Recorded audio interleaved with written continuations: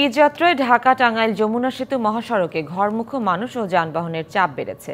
ভোর রাতে যমুনা সেতু সংযোগ সড়কে একাধিক সড়ক দুর্ঘটনা ও গাড়ি বিকল হওয়ায় ধীরগতি দেখা যায় গাড়িতে। পরে দুর্ঘটনা কবলিত যানবাহন সরানোর পর যান চলাচল স্বাভাবিক হয়। ভোর রাত থেকে বাস স্ট্যান্ডগুলোতে বাসের জন্য অপেক্ষা করতে দেখা গেছে ঘরমুখো মানুষকে। গণপরিবহন না পেয়ে ঝুঁকি নিয়ে খোলা ট্রাকে গন্তব্যে ছুটছেন অনেকে গরুবাহী খোলা ট্রাকে চড়েও বাড়ি ফিরছেন। এ সুযোগে যাত্রীদের কাছ থেকে অতিরিক্ত ভাড়া আদায় করছেন পরিবহন সংশ্লিষ্টরা। এদিকে গাজীপুরের ঢাকা ময়মনসিংহ মহাসড়কেও বেড়েছে যানবাহন ও যাত্রীচাপ।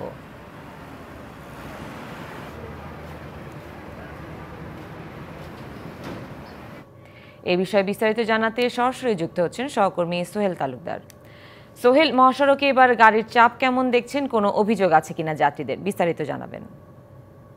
একেবারে শেষের কথাটি দিয়ে যদি শুরু করি, যে মহাসড়কে অভিযোগ বলতে এখন পর্যন্ত যাত্রীদের যেটি অতিরিক্ত ভাড়া, সেই অভিযোগটি রয়েছে।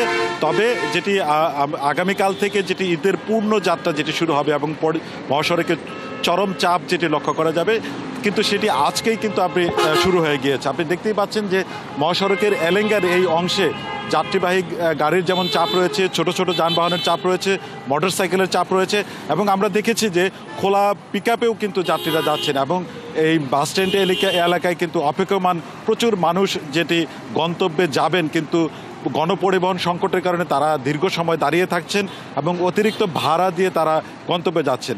আপনাকে একটু বলে রাখি যে যমুনা সেতু যেটি রয়েছে, সেই যমুনা সেতু দিয়ে গেল 24 ঘন্টায় প্রায় 33,500টির মতো যানবাহন পারাপার হয়েছে।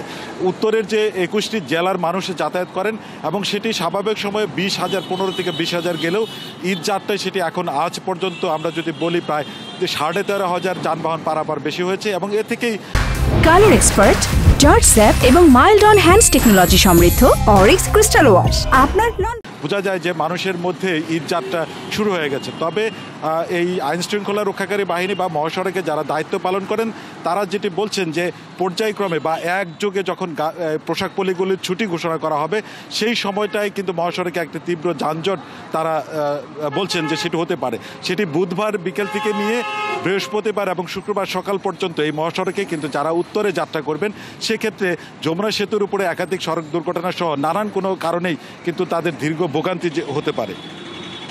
যেমনটা কিন্তু আজ সকালেও হয়েছিল, যে ছোট ছোট সড়ক দুর্ঘটনার ফলে কিন্তু মহাসড়কে যানজটের সৃষ্টি হয়েছে।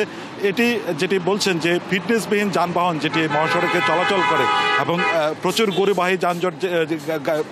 গরুবাহী যে গাড়িগুলো ঢাকায় গিয়েছেন, সেই গাড়িগুলো যখন ফিরবে তখন এই মহাসড়কের যে চাপ, সেই চাপটি কিন্তু সামাল দিতে না পারলেই কিন্তু তীব্র একটি ভোগান্তি আমরা প্রতি বছর যেটি দেখেছি এবার আশঙ্কা করছেন।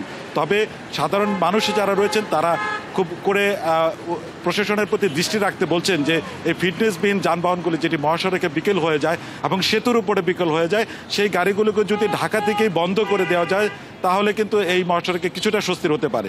এই ছিল আমার কাছে সর্বশেষ তথ্য। সোহেল, ধন্যবাদ আপনাকে।